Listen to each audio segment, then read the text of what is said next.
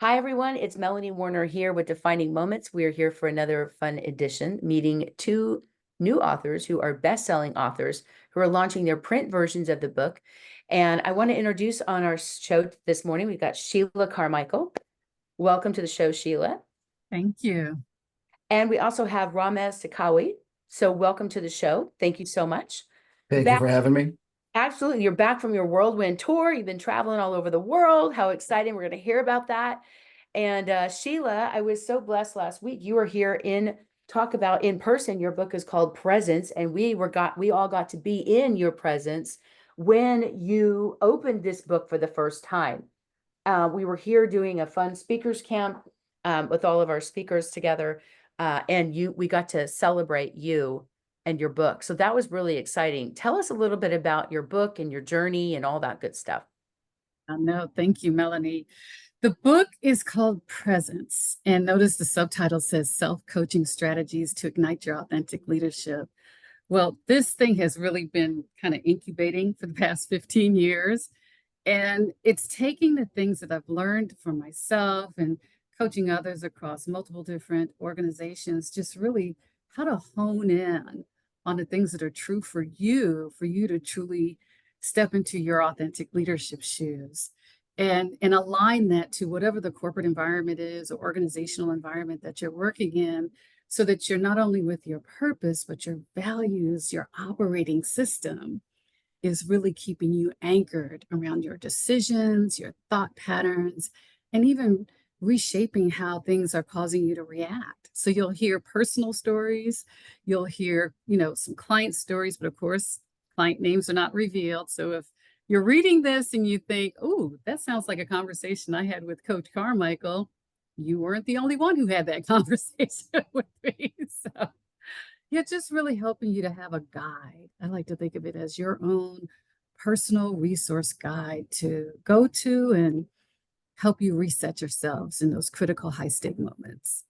I love that. So who would you recommend this book for? And I would assume it would make a great gift as well for somebody else who may be struggling with some of these things, because you don't always see it with people that are well put together.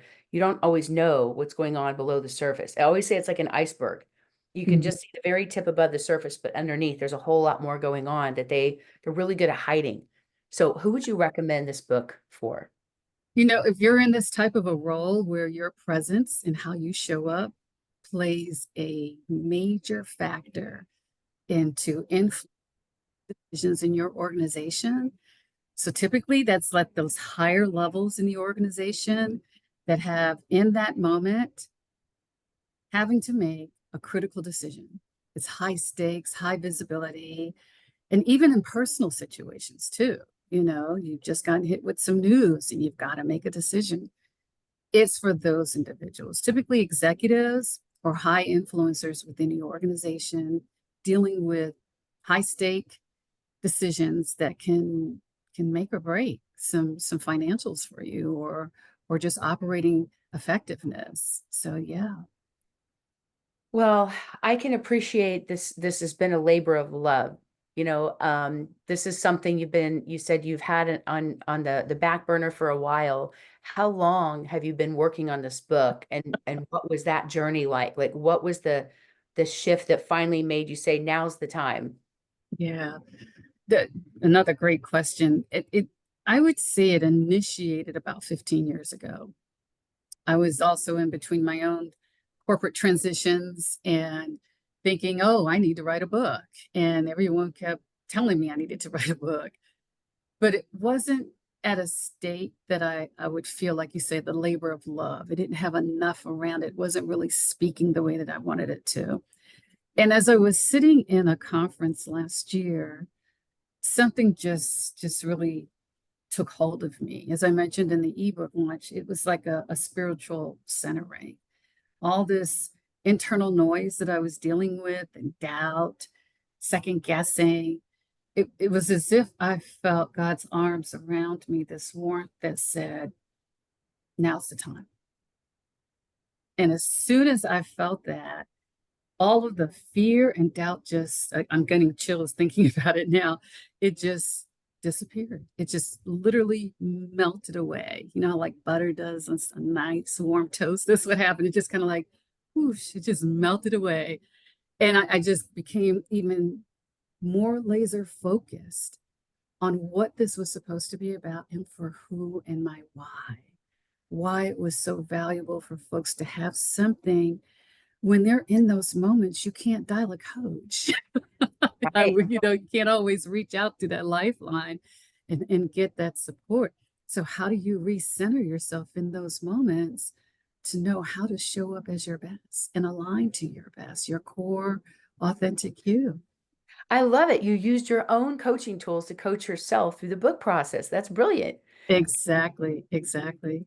And it's one thing I always tell people that are struggling with how to get this book out of them is when when we focus on ourselves and we go internal, that's when we start to get fear, doubt, imposter syndrome. But when we take all that out of the way and get laser focused on who we're writing the book for, and what problem we're solving for them, then the answers become self-evident, the process, the steps, the outline. And now all of a sudden, everything you do is like this love letter to this potential reader. We even give people the direction of give them a name, right? And I remember writing my first book and my little avatar was named Diane, right? And she was a woman in her 40s who had gone through grief and loss. And so when I actually met that person in real life, I was at a book signing and this woman said, I feel like you wrote this book just for me. And hi, my name's Diane. And she started crying and then I started crying. I'm like, oh my gosh, I did write it for you. And it's so surreal when you meet these people in real life and you realize all this work, all this effort, all this blood, sweat, and tears, and all the stress that you went through to give birth to this little book baby. And then here you are, like being able to hold it in your hands. What was that feeling like for you, Sheila? Just describe that if you can for people on the fence about doing a book. You know, if you're on the fence about doing your book, go back to what you just said. Why? What's your purpose behind it? If your purpose is because there's something inside you that doesn't want anyone else to experience what you've gone through or what you've seen others gone through, you've picked up these pearls of wisdom or gems, as I call them, that has helped you along that journey to get over that hump, then that's probably a really good why. You know, that's probably a really good why. If it's for you and some other things going on, and maybe we need to have a coaching conversation around that. When you are doing something for others, then it's naturally aligned with a higher purpose. And when Absolutely. that's in place, now you've got it. And you want to hold on to that because it's not a smooth, easy journey. There's things that's going to, challenge you from time to time, and you'll need that grounding to really keep you focused and laser centered on what you want to accomplish. And I think the commitment too, because, Mhm. I don't know about y'all, but I mean, have you ever made a big, hairy, audacious goal? Have you ever declared something out there to God, the universe, or you say, I want to do something big? And the minute you make that declaration, you notice everything turns to chaos and things start to fall apart and all these crazy things start happening. Oh, And yeah. it's almost like you're getting tested at like how much you really want this. And a Mhm. lot of people are like, oh, that's a sign I should quit. Or is it a sign to just keep going, right? And it comes down to how committed are you, where you're just gonna be like, I'm gonna do this no matter what comes up. I have to do this. And I'll tell you, there are people that are alive on this planet today because some of these books got completed. And I go back to what one of my mentors said when I was writing my first book. He wrote all the Chicken Soup for the Soul books, Mark Victor Hansen and Jack Canfield, and they had my book. They were publishing one of my books, and I'm even though I had a major publisher, I thought I had it made. I was still questioning myself. I had doubts. I had fears. I didn't know when it was done. I thought I had to have famous people in my book for anybody to buy it and read it. I had a lot of stinking thinking, for lack of a better word. And I remember Mark Victor Hansen said to me, stop thinking of who your book is going to help and start thinking of who it's going to hurt if you don't get it done. And that just was like, oh. And the next day, there was a woman in my hometown who stepped in front of a train and took her own life because Oh, she had been struggling for 15 years with when her son had passed away. And I knew my book was about grief and losing a child. And I knew I had a solution for her. And I realized then that my fear and doubts just cost somebody their life. And that Mhm. I couldn't sleep at night. Like it was like, I have to get this done. When I made the commitment, when I made it urgent for that reason, for not for me to write a book out of my ego, but literally to help somebody else, that book was done in a few Yeah. weeks. Right. And Yeah. it was waiting for me. And that's what I want people to take away from this interview is just be inspired by your journey, what you've been able to do, how you've been able to impact people. Even though you're busy, you got a full life, you got a full-time job, like you've managed, you coach, and teach people things on the weekends too. Like you got a full plate, girl. You're going to Yeah. London next week, and yet you still found time to do that. You So find everybody that says, I don't have time, what do you say to the people that say, I don't have time to write a book. I want to, but I don't have time. not your time to write it then. Because when it's something that you want, when you think about as a teenager, you will go after whatever it is that you want, right? There are no risks involved. You just do it. So as an adult, what's really getting in the way? I'm a coach, so I'm going to throw some coaching questions out there for you. What's really getting in your way? And is this the timing? Is it about timing or is it about something else? And go deeper with that to understand what that something else might be. And then ask yourself this really tough question. Is that real? Is it really real?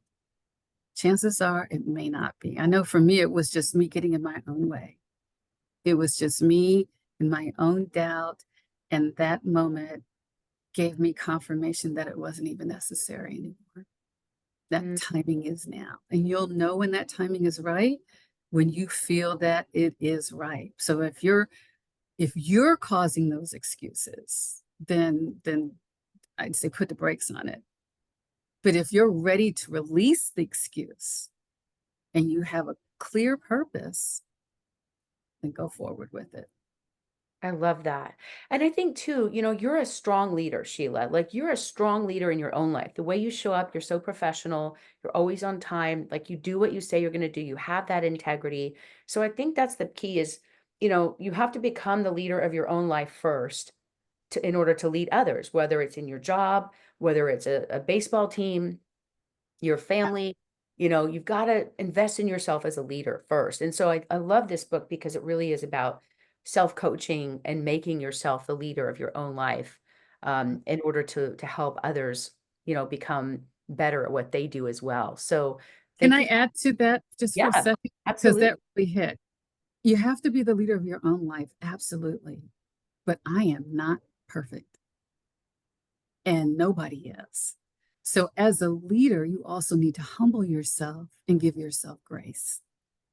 Because there were times in which I didn't always live up to those commitments, right? And there's times when something does come up, life is going to life on you, work is going to work on you. That's a critical moment to say, okay, do I move forward or do I ruminate in this? So as a true leader, you know when to, yes, take ownership of what's you, and you also understand when you give yourself grace because And sometimes it's not that going to happen. Absolutely. And that self-assessment, we Yeah, talk about that we had our master class this past weekend about VUCA, coaching certification. And are you living above the line or below the line? And it's all exactly. about recognizing where you are in the world and adapting to things happening around you. Because just because you seem like on the outside you have it together, I'm the first person that'll admit full on, like sometimes it's not all unicorns and rainbows, even when you hit a certain level of success in life, and you still have to find a way to adapt to, like, I love how you said life is going to life you and work is going to work you. um and I love the saying pray or be pray as well. When you really think you've got, like, you're struggling to figure things out, right? So I love that. Well, thank you so much for being here. Is there anything else you want to add, or how can people follow you? Where can they get your book? And I think you had also a gift or something you wanted to talk about with Yeah, the with other yeah. people. Oh, The book is on Amazon, so go ahead and grab your copy there. You can go to my website, which is SheilaCarmichael.com. I love making connections, especially in the corporate and organizational environments.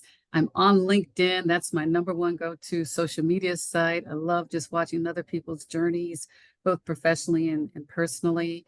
So if just want to have a conversation, please do. When you get the book, there is a QR code for you to have a downloadable assessment that you can have. It's a free gift. Even when you go to my site, you can also access that as well. So I encourage you all to go ahead and grab your copy and get ready to level back up to you.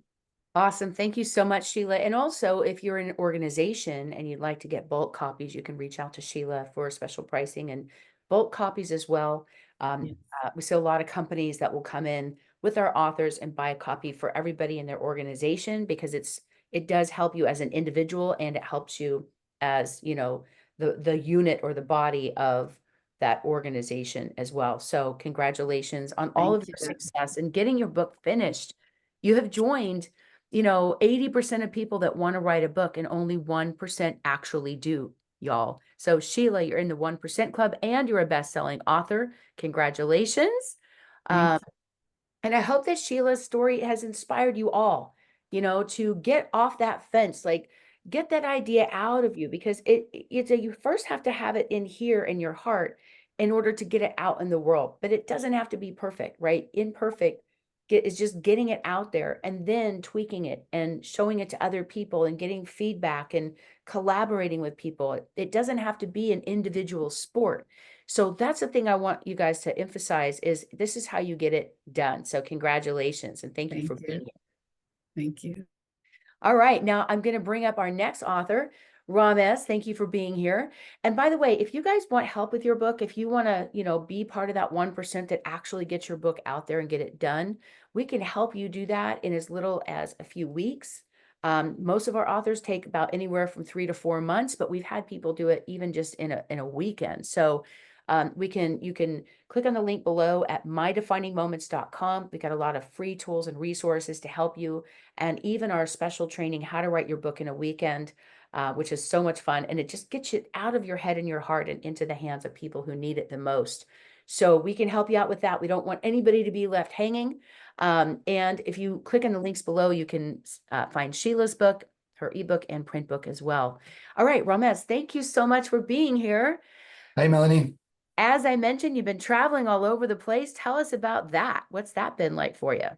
It was interesting. Yeah, every summer I take my family back home to Egypt, and we just, and we see the family and we hit the beach, all that kind of stuff. Except this summer, as you know, we were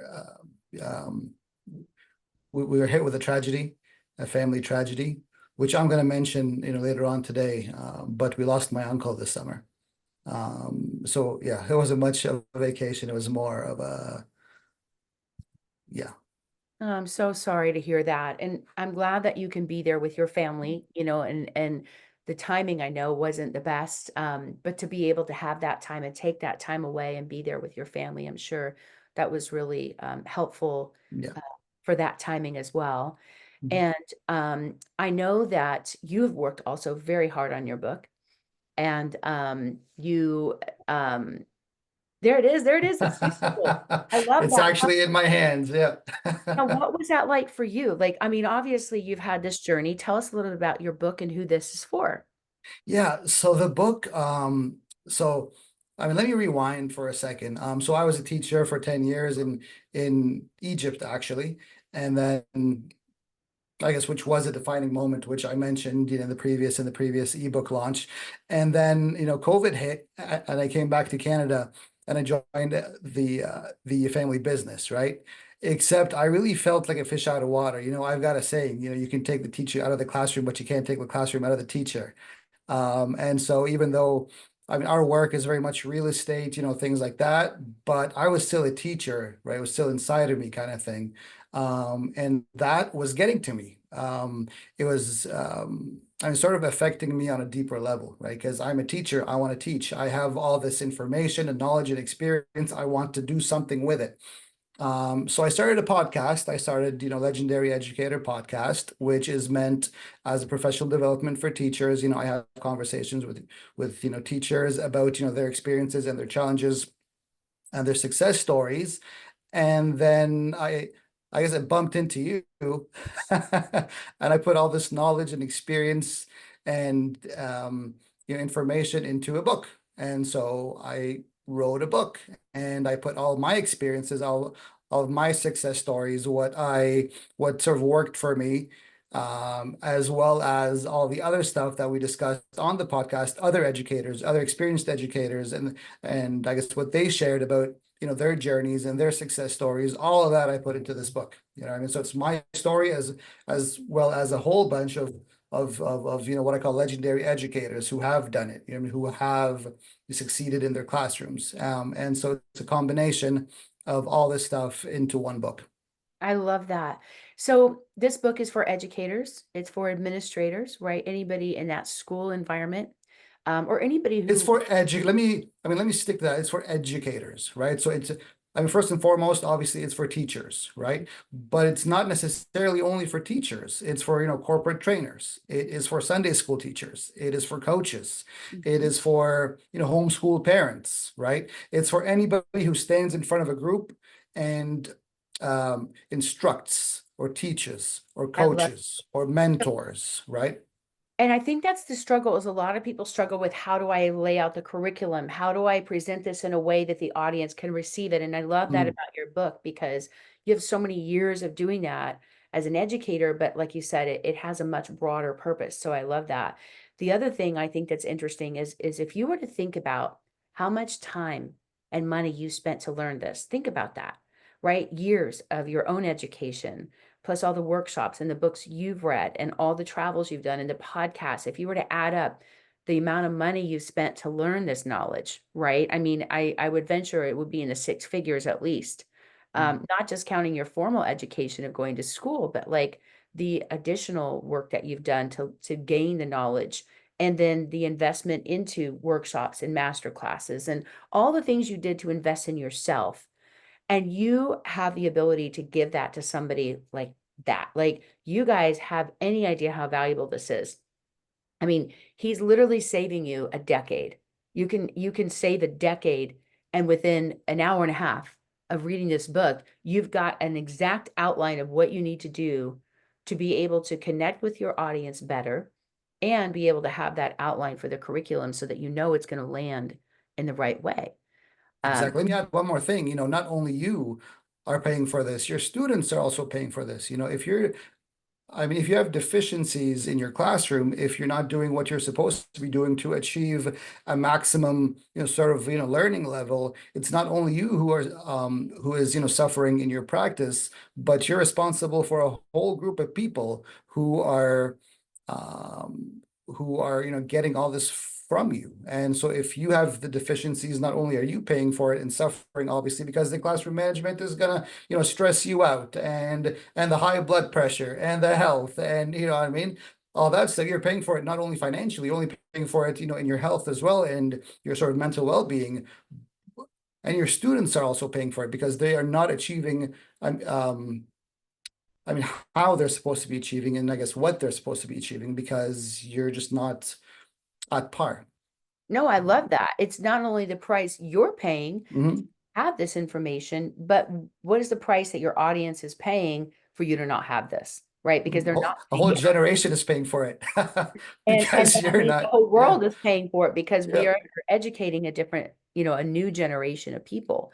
Um, I like how this is revolutionizing the school system, the educational system, the way that we know it. Because anybody that's in education, or any parent or child that's in that world, in any capacity, knows it's kind of a messed up system, right? And there hasn't really been an update in many, many years. So it's like Mm. having this incredible, valuable experience that you're sharing with people is so helpful to everybody that's in that space.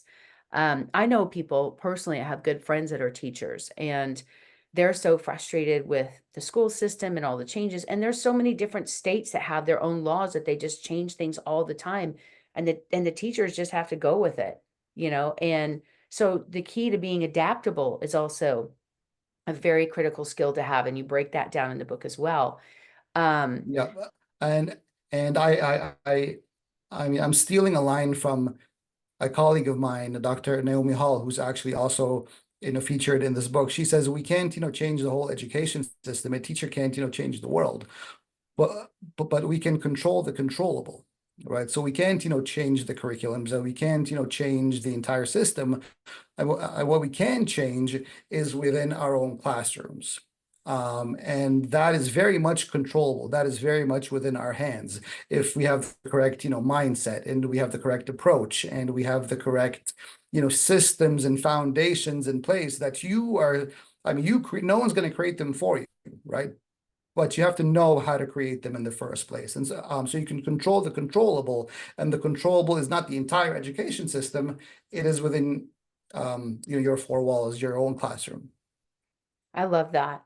So what has this journey been like for you? This has been a book that you have been baking for a while, like something you've been wanting to do. You have the podcast. You're already an expert in this space. How did you finally get around to getting your book done, and what was that process like for you? Honestly, Emily, I'm sorry, Melanie, it feels, surreal. It's writing a book is immortality. I mean, it's gaining immortality, right? Your book, your name on the book, your soul and your heart in a book is gaining immortality. It was very exciting. Um, I, I mean, as you said, it is one of those things where you have this huge goal. It seems so unachievable. It's so far away, and then you start, and you sort of hit this momentum, and then you send it, and you publish it, and then you hold it in your hand. You know what I mean?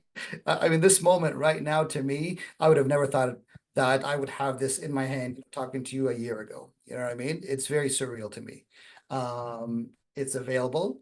It has my name on it, and it will be available forevermore. Right. So that is a strange feeling that I can't put into words.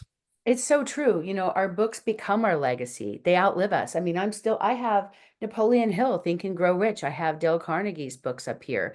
Recently, we were at a library doing an event last week, and we got to hold, an original, like one of the original hard copies of gosh, there were Mark Twain books there. There was Rudyard Kipling. It was exciting.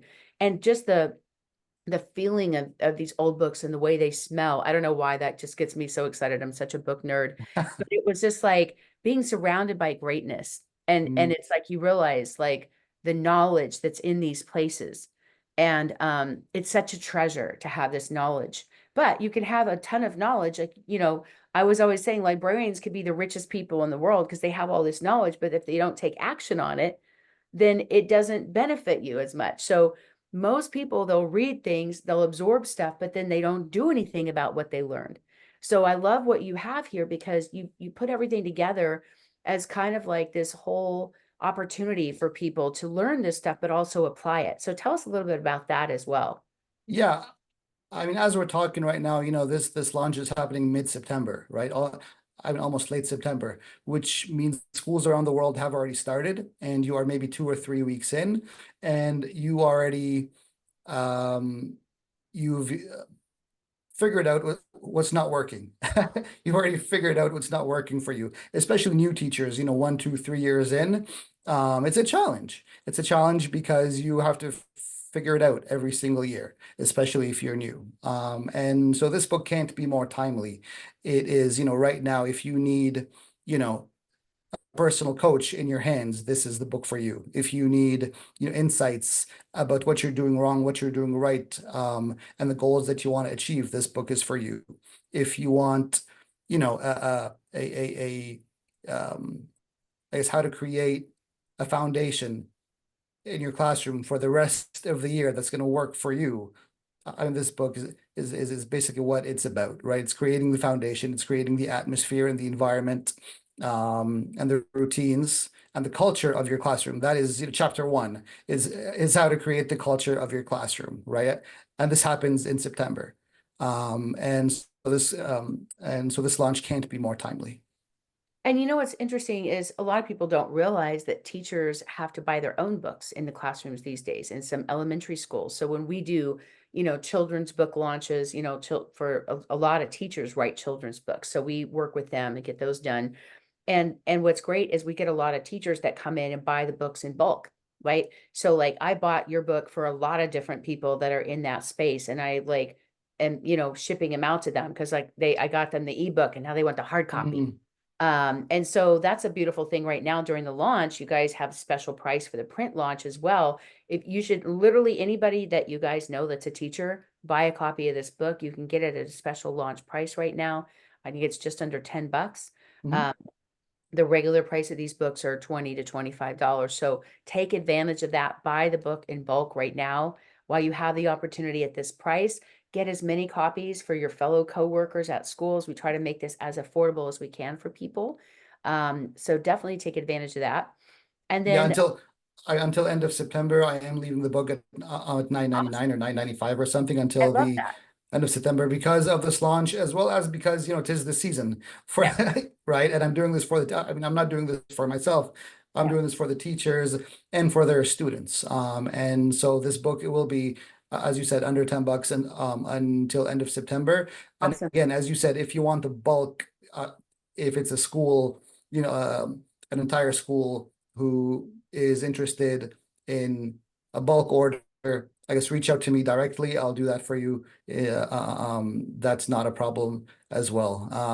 And how do people find you if they want to follow you and order bulk copies or follow your podcast? What's the best step for them to keep in touch? yeah, so the official I guess website is theclassroomformula.com, which is theclassroomformula.com, as well as, you know, social media at the Classroom Formula. And for the podcast, it is legendaryeducator.com or at legendaryeducator. And so yeah, reach out and, you know, get in touch. I love it. Thank you so much, Ramez, for being here today. I know that you also wanted Can to I add one more thing, Melanie? I do want to add one more thing. I know you wanted to share some other another story as well. So I do, yeah. So as I said at the beginning, the a whole event of you know, my uncle sort of hit me pretty hard and the family pretty hard. It was cancer. And as we were by his side from the beginning till the end. Um, and so it's a weird. I mean, I've known people who have, you know, passed away from you know, cancer before, but for some reason this it felt personal. It felt like a personal thing. And so a defining moment was this summer, and as because it felt so um, a personal attack on I guess me and my family. Um, I sort of promised myself that you know, sort of any profits I make on this book, any profits I make on this, you know, on this whole endeavor, I'll be donating 50% to a cancer charity, whether it's in Canada, you know, the Canadian Cancer Society. If there's any sales in Egypt, my hometown, I'll be donating that also to to the Children's Cancer Hospital in Egypt. So yeah, help me do some good. You know, help me do some love good. that. That is so I mean, generous. we can't change the world and we can't cure cancer and we can't, you know, fix the education system, but we can do our part. I love this. That is so generous of you. And I know that there are people out there that want to support, both endeavors from the classroom formula to helping people with cancer research. And again, my prayers and thoughts and condolences go out to you and your family. And I'm glad that you were able to be there with them in Egypt. I know that was not an easy time. But I love the fact that you were able to take your family over there and be there for your family at Mhm. that special time. Well, thank you for sharing. And I'm just so impressed with all you've done and your heart and how much you give back to people and to your community and to the world. And we need more leaders like you, both of you. So I want to thank you all for being here today, for watching, for celebrating Sheila and Ramez and their books. And Ramez, is there anything else you want to share before we wrap up today with just your journey in general? Yeah, I mean, I said this last time, you know, I'm not doing this for the rich and the glory and the fame. You know, I mean, I'm doing this because I do want to help. I, I mean, I do want to help teachers. I can't change the education system, but I can reach individual teachers who can improve their own performance in their own classrooms for their own students, right? And I mean, teachers have students every single year. And so when you do the math, it's thousands. If the one teacher is going to teach thousands of students literally in their lifetime. And so reaching one teacher is reaching a lot of students. And so again, yeah, we can't change the world, but we can control the controllable. A teacher can improve their teaching in the classroom. I can't cure cancer, but I can be a soldier in the fight against cancer. Yeah. Well, I appreciate your courage. I know this has been a tough time for you, and I'm proud of you for getting through this process as well and not quitting, right? Just like I said, you heard Sheila's story, you heard Ramez's story. They both had a lot of things that could easily have gotten in the way. There's a million reasons that they didn't have to finish their book, right? And yet they fought through and they did it for you, right? When you think about the reader and the people that are waiting, there are people out there hoping and praying for this solution that only you have to give. And so if you are an author or a speaker or a coach, or you want to learn how to do these skills, and maybe you're an author who wants to learn how to be a speaker, and maybe you're a speaker who wants to write a book. And I will tell you one thing, every author should learn to speak and every speaker should write a book, because if you're a coach and you aren't doing those two things, you are missing out on impact and income. There are so many people in the world that need your gifts, and we just want to help equip you.